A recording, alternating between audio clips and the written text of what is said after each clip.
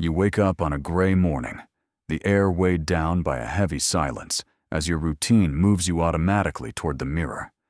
The reflection staring back is tired, not just the body hesitating, but your thoughts wavering between obligations and a silent emptiness. Everyone else seems to fit in their own worlds, as if they've been handed secret instructions for a social dance. You only watch from the sidelines.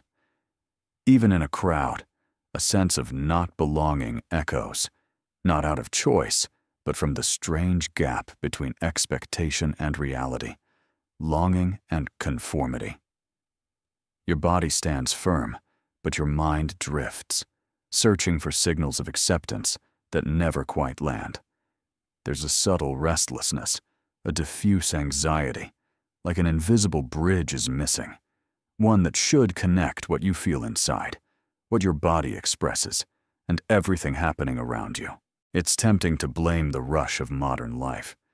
Yet, this discomfort didn't start just yesterday.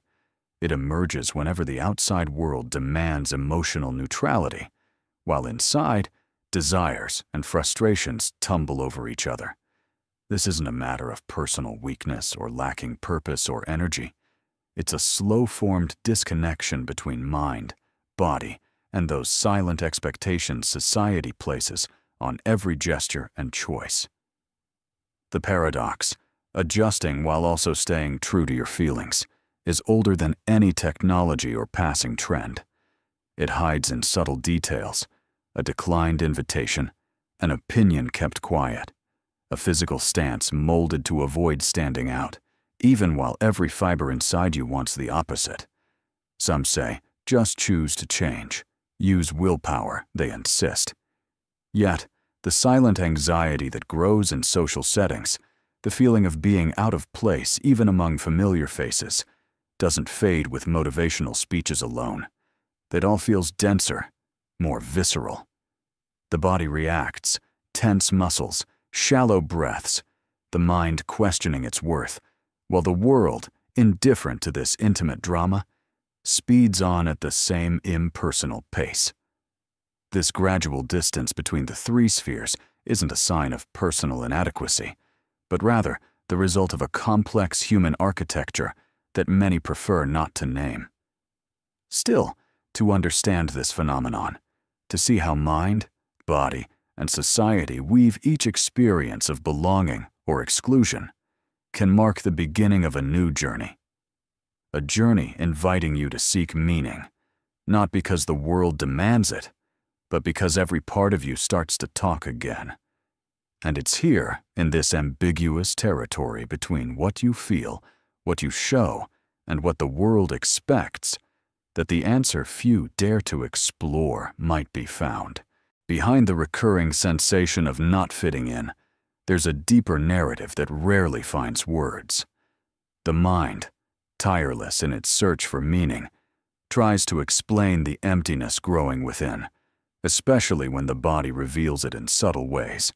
A tightness in the back, a sigh escaping for no reason, a nameless fatigue. It's not just psychosomatic. It's the echo of a broken conversation between your inside and the outside that insists on simple answers to complex questions. Amid the rush of everyday life, there's always a masquerade of normality.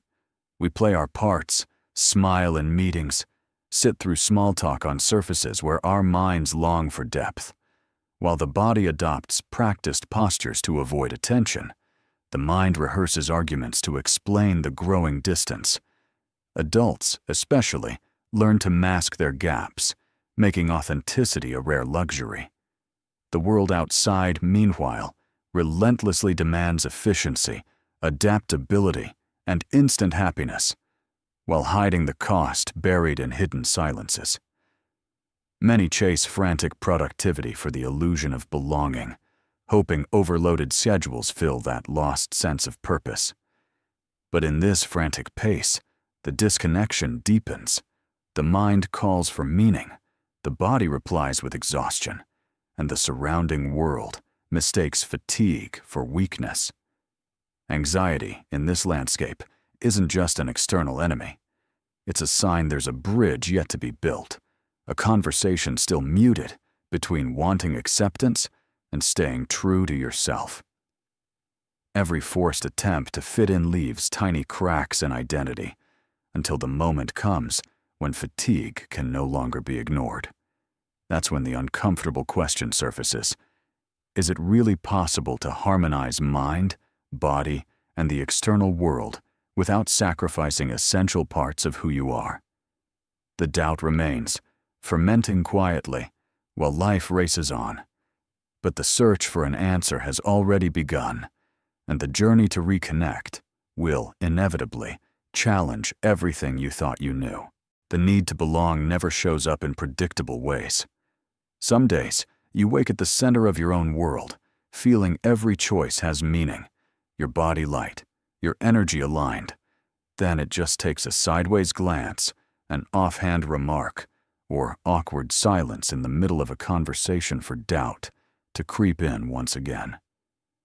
And in those moments, the mind goes on defense, rationalizing, searching for logic in embarrassment, blaming others, or finding any distraction. But sometimes, thought alone can't quiet the physical unease, the racing heart, cold hands, and that feeling of being out of step for no clear reason. All these small gaps between what you think, feel, and show accumulate quietly. The outside world rewards those who perform well. Your body, on the other hand, demands respect for limits and truth in real emotion. When society values only the appearance of control and adaptation, the mind learns to hide anguish, but the body never forgets. Social anxiety is the clearest example of that silent war between the drive to fit in and the invisible cost paid for each adaptation. Nobody's immune to the pressure of context, especially in an age where everything must have an instant response. Still, there's a certain melancholy beauty in recognizing your own strangeness. Feeling different or restless can be simple proof that a vital world still beats inside you, sensitive to what's been drained outside. The paradox deepens, craving community but fearing loss of individuality, wanting acceptance but shrinking back from forced uniformity. Within this tangled restlessness, a deeper existential question emerges. Must we adapt ourselves down to the bone, or is there a real chance to rebuild the bridge between mind, body, and society? The answer won't appear by chance, but every sign of discomfort is really the start of a call, a quiet invitation to look beyond the obvious and slowly, patiently, redefine your way of occupying the world. The dialogue between the inner and outer rarely plays fair. The body, often treated as mere vehicle, protests in silence against the self-improvement routines society expects. In a crowded room, there's an unspoken code to gloss over real anguish, assuming discomfort can always be rationalized or ignored. Yet deep traces, insomnia, lingering aches, suspended desires, prove you can't always emerge unscathed from all you're asked to hide. The mind, for all its ability to disguise, still feels the friction, obsessing over past decisions, projecting unlikely futures, searching desperately for reasons to justify feelings that often defy explanation. Sometimes, it takes only a reflexive gesture, a sigh after a meeting, a moment's stare while crossing a hallway, hesitation in accepting or declining an invitation. Disconnection sneaks into these daily acts, movements your body rehearses so you don't stand out. And here, the cycle intensifies. The more the mind tries to command the narrative, the more the body switches to anxiety's vocabulary, widening the distance every step of the way. Belonging is often sold as the end product of total conformity, yet a flash of dissatisfaction lingers. In the end, nobody ever fits entirely. That dreaded lack of fit can also signal integrity, a last stronghold where identity resists being erased by the crowd society. After all, rewards patterns. While real life is lived in the silent exceptions, the gray zones where doubt, longing, and fear of never being enough quietly reside. Seeing this ache for what it is sparks a difficult but fruitful perspective. Maybe it's time to let go of the dream of absolute harmony, to finally accept a more honest coexistence of all three spheres. Comfort might not be in a perfect fit, but rather in the mutual consent among mind, body, and the outside world that none has all the answers. And maybe finding a way to occupy that tense space is the real starting point for rebuilding meaning. Trying to reconcile mind, body, and the outside world often leads you down unexpected paths, where discomfort becomes a magnifying glass for self-investigation. Instead of chasing ready-made solutions or generic fixes, adults observing their own reactions start to notice subtle patterns. The body reacts to social pressure before the mind can explain. Meanwhile, the mind interprets signals the body sends, and the outside world offers only a partial reflection, warped by public expectations and convenience. It's in these reflections that a new insight surfaces, what we see as a purely personal weakness, anxiety in the group, persistent strangeness, often signals an unusually sharp sensitivity to the invisible forces at play in social life. The body isn't just an order taker, it's radar for intangible friction. The mind, far from a rigid commander, is a stage for endless negotiation between the drive to belong and a need for inner honesty. Society, with its rituals and rewards, sets up a playing field where everyone wants a place. Even as most quietly suspect, the rules are arbitrary. While some try to overcome discomfort through sheer effort, working harder, mingling better, always adapting, a lot simply fine-tune their defense mechanisms, never really tackling the core question: how far do we bend ourselves to fit? And at what point does adaptation become self-abandonment?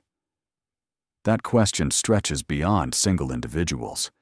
Seeing your own restlessness as the shadow of a greater paradox, living in a world that demands perfect alignment between what you feel, show, and do, is the start of a deeper transformation. Every little disconnect among mind, body, and society stops being a private failure and becomes a warning sign. Life needs more than just performance. It needs real alignment, even if that's imperfect. And this realization quietly plants hope. The search for belonging doesn't have to mean a lifetime of chronic anxiety. The turning point arrives when you stop repressing or sidestepping the discomfort of not fitting in, and instead let yourself experience it with radical honesty. The body becomes a messenger, not just for limitations, but for the urgency of change. Muscle tension, fatigue, or an itch you can't name, all act as invitations for real adjustments, true breaks, deeper conversations, and gestures of real presence, even if you're surrounded by indifference. The mind, once stiff in its role as judge, becomes a detective for its own motivations. Each repetitive thought, each persistent doubt, shifts from being a source of guilt to a clue, revealing where your private desires clash with the scripts imposed over years. At this stage, the boundaries inside and out lose their stiffness. You see mind, body, and world not as closed compartments, but as systems in constant, messy conversation. Everyday experiments, walking nowhere just to tune into your body, refusing obligations that betray your integrity, owning up to uncertainty instead of hiding it, begin to strengthen the ancient thread connecting these spheres. There is no change without risk, and no true belonging without the vulnerability of discomfort, at least for a while. The paradox of belonging matures. Instead of craving total alignment, you discover the power of holding temporary places, moving among groups, roles, even identities, without losing sight of your inner thread. The body softens, letting go of old defenses. The mind lights up with new insights that once went ignored. The world outside responds, maybe only quietly at first, by making room for relationships built on truer foundations, less on performance. Anxiety, once seen as a foe, reveals itself as a sensitive compass, guiding you through social labyrinths, not to guarantee approval, but to reclaim authenticity and real meaning. At last, restoring the conversation among mind, body, and the world outside lays new ground, layered with curiosity, acceptance, and the courage to live your own strangeness. Old anxiety, now recognized without blame, gives way to a new freedom. The body stops acting only as a warning system for discomfort. It becomes a partner, signaling clear paths and warning where you're living for others. Belonging, once idealized as an automatic fit, becomes a living process, negotiated daily. Not static, not universal, but subtle and personal. This reconciliation doesn't erase all rifts, nor end the world's demands. Yet it launches a new way of being. Tension remains, but now it's woven into the daily landscape. Every experience turns into a lesson. Every twinge, instead of being denied, becomes a call to show up honestly. Above all, to respect your own limits.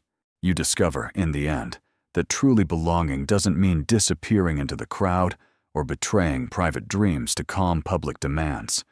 Real belonging flourishes only when you accept that mind, body, and world will always be at odds, and that in that continuous, often quiet negotiation lies the very strength to live with meaning.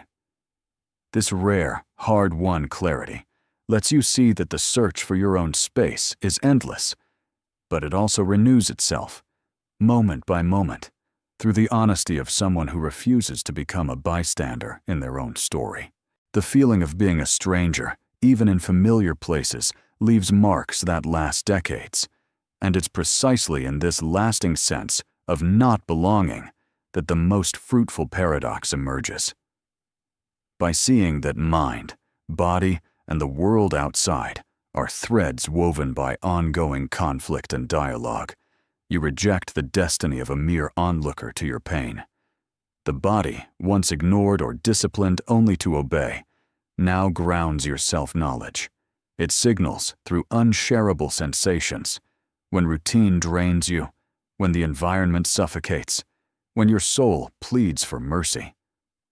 The mind, instead of getting trapped in guilt or impossible ideals, learns the power of silence, discovering that not every question needs an instant answer.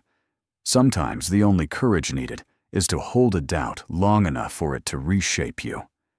Outside, social rules change, society's demands oscillate, yet the inner clarity built along this process remains. The point isn't to fit in at all costs, but to cultivate spaces where you can exist with honesty.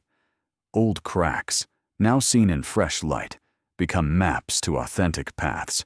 Each anxious episode, each disconnect, turns into proof there's life beneath the surface. Belonging now goes far beyond outside recognition, and is instead nurtured by simple yet powerful choices. A timely no, an act of self-kindness, a conversation bravely carried even among skeptical eyes. This story is more than talk of reconciliation.